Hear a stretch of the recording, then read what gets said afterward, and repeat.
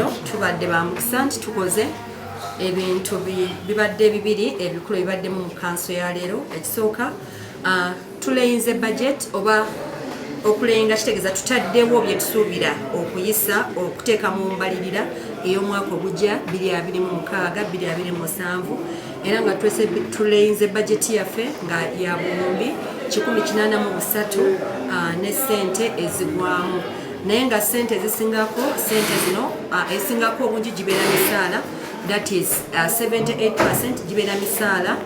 Then ate n'endala zetufunye ze za GMK oba Greater Kampala Metropolitan ezigenda tuyambako mu kukola amakubo nga bwe tugalaba eyo naddala erya Ntenje Lubule, tulina erya Nakayaga wano e Nakisunga n'erya Kigomba, erya Kigombya lye tusuubira okukola mu mwaka gw'ebyensimbi 2026-2027. Ate n'okuteekawo obutale n'okuzaawo olufula yaffe oba abatwa ku ttaka lyaffe ery'ekyetume okusinziira ku nteekateeka n'omulamwa ogw'omwaka guno gw'okwongera obusuubuzi n'obutale mu bannamukono. So yembalire eno amagombolola ago naddala Nakifuma County yavaayo nnyo ng'erina ba estate developers bangi abaliyo abaguza abantu obupoloti obutali buteeketeeke.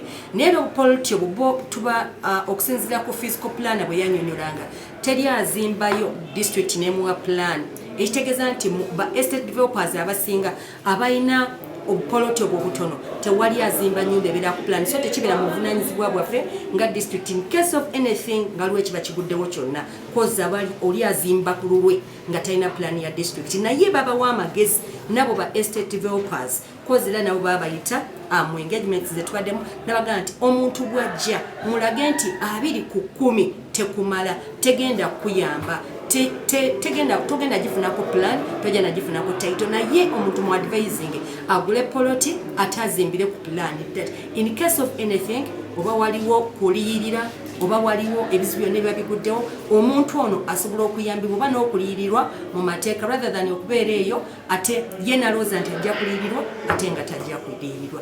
Ba estate developers twabayita nono yola part of this kati bye bakola babikola ku lwabwe nga ba development partners eyo gye bali naye nga amateeka nabo bagamanyi. Fiscal development plan olukanga g'oluteeketeeko lwamukono butya bwesobola bweyina okuteekebwateekebwa physically ne tumanya nti enegenda kubeera industrial park, enegenda kubeera residential area, amakubo gajja kuba gatwala obugazi bw'eboti, lino tulirese nga ttaka lya bibira oba lino ttaka lya nnyanja mwe mwali gye twayita fiscal development plan, era twayifuna olukiiko olw'abakugu ne bateekateeka plan era bw'ogitunulako mu butuufu singa abakugu bagiteekesa mu nkola nga bwe twagiyisa nga aba consultant tubadde part of it, twetabye mu kusomesebwa mu kuteekateeka ntugamba nedda wano tukendezeeko wano tuteeke wano lagoons tuzijja wano tuziteeke wano tujja kwetaaga amakubo bwegati obutale tubuteeke mu bifo bwe biti ne bwe biti, so kiyambeko mu kukulaakulanya mukono n'ogiteekerateekera obulungi. So zezo items ebiri zetuyisiza ba planners badenga tubalina mu district yaffe era ba planners gye bali era emirundi mingi tugenze nga mu field n'obuli abantu ga nti plan yange bagikutte plan yange bagikutte, ekitegeeza nti plan abaddengawo okuyambako okuwa guidance ku biki ebigenda amaaso naddala mu kuzimba era babadde tebatuukiriza nga bisaanyizo plan zaabwe zikwatiddwa. Naye kati eno gye tuyisizza leero yenteekateeka enene namutaayika mukono bwe tugirooza bwenaabeera like nga lere line wegenda okuyita ebitundu byegenda okuyitamu ne lwaki ejja kuyitayo nti mu fiscal development plan tusubira nti elere bwenaba eyita baji extendize nti ejja yita ekyetume tugenda kubeerawo n'akatale, tugenda kubeerawo ne skilling center, tugenda kubeerawo ne abatwange ekomyewo, tujja kubeerawo n'ebintu ebyenjawulo ebyongeddwako omutindo okuva mu nte. So tulaba nga enteekateeka eno bwebeze ya kuongera tujongera mu bwongezi kati kugifula practical naye ng'ebaddewo. Then ekyokubiri mu nteekateeka ennene kuba mulimu amakubo amanene, mulimu okukola railway, mulimu okuliyirira abantu, naye mu mbeera eyo tuba tusaba bannamukono yonna enteekateeka eno nga bwegenda okubeera displayed bannamukono bajja kugendererwa basomesebwe ku magombolola ku town councils ate ne ku district level. So omuntu yenna baba yazimba n'atuuka ku kuba mu advisinga n'asembeza emabega ate okuleka road reserve n'okuleka emirimu emirala okukolebwa. Naye era ku development twongera kubasaba tubeereko kye twefiiriza olw'enkulaakulana ate n'olw'okulungiya ebitundu byaffe nga ebitundu ebirala eby'eggwanga bwe biri. Robert Sentongo, Secretary of Works for Mukono District.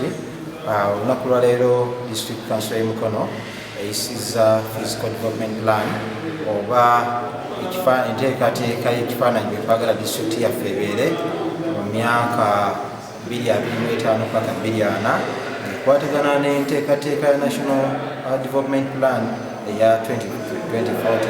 Tuyisizaamu ebintu bingi naye enteekateeka eno tetusinza okusaako nnyo essira okulaba nga tuteekateeka ebifo ebyo biyinza okuba Namukono emirimu. Era mu ebyo ettaka lyaffe ery'ekyetume tuliteekeddeteekedde eka 12 okgendako abatwa okulaba nga abantu baffe mu maaso eyo abalibeerawo basobola okugenda awo ne bafuna emirimu. Abatwa eyo egenda beerako akatale, egenda beerako training center n'ebintu ebirala.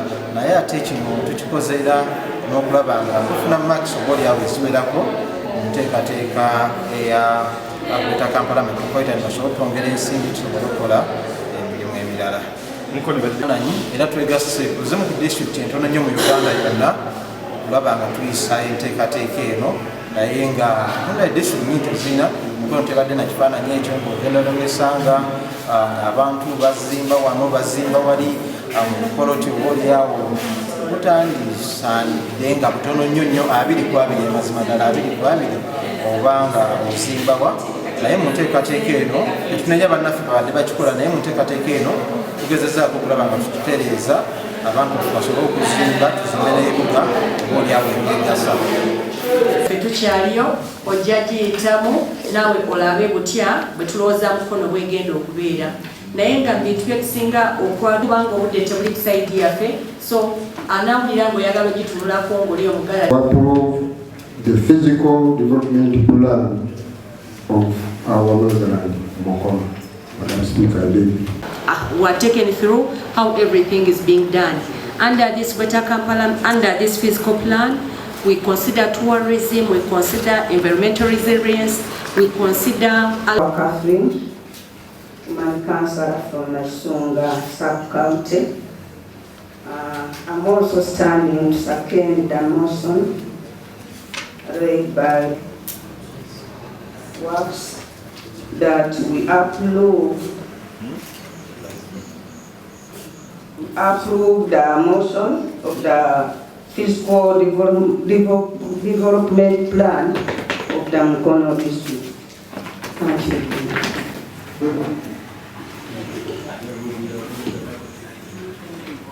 Thank you so much, Madam Speaker. I'm Mariam Nash, Secretary for Works.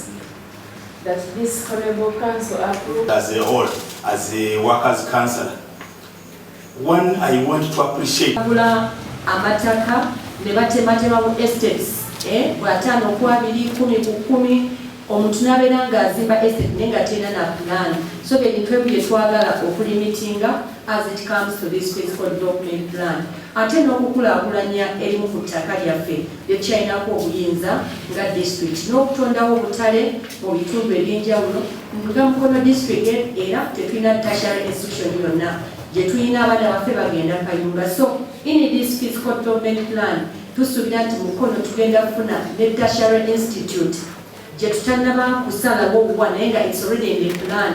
Esobola okubeera e Nagojje, esobola okugenda wano waffe Nakisunga, esobola okugenda anywhere in the sub-county bwe tunaafuna ettaka ne tubeera nga tugiteekayo olw'okuyamba bannamukono. So really it is a blessing to us. Era nga ffe council emaliriza ekisanja kino tukitwala nga kyakwenyumiriza okubeera nti atleast tulina kye tulese mu Mukono nga kigenda kubeerawo, and that is the physical development plan. Etabaddeewo ebbanga lyonna but it is now in place. Era sisuubirayo omukulembeze n'omu agenda kugamba nei nga tuyisa document eno, kubanga tugenda kulaba Mukono akyuka nga eri developed but not as a slum but developed on plan. So in case that it is implemented nga bagitadde mu nkola nga bwe twagisoma era nga bw'erimenti okubeera n'okugitimba okugiraga bannamukono begenda okubeera, we believe Mukono ejja kubeera a city mu myaka nga 2 okuva kati, so si myaka 5, myaka nga 2 okuva kati because of this development that we now are in. So I beg you, and also appreciate Council for this great move. And we know